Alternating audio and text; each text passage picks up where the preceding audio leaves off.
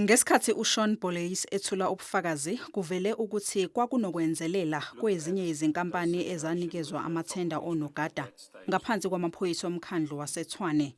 Ezinye izinkampani ezakhipha ama-invoices aphindaphindekile kubalwa kuzo iGubus 85 ingaphesheya okuyinkampani yomfowabo kaSayitsheni uFani Nkosi kanye nenye ebizwa ngeEl Shaddai.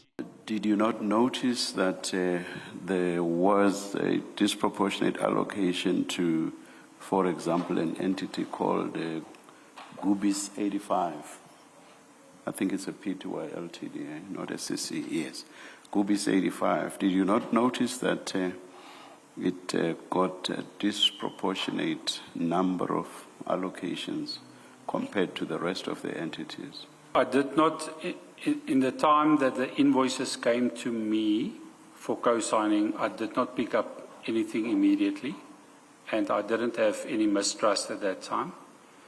uYolande Faro uthe basawaphenya wonke amathenda akhishwa ngendlela engafanele kulomkhandlu kanti uma bethola ukuthi kukhona angahambisani nemigomo ethile bazowamisa ngokusheshsha.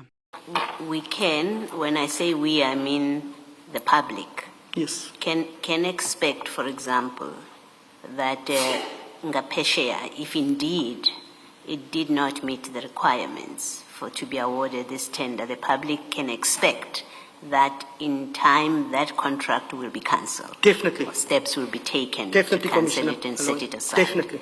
Isicao siyaqhubeka.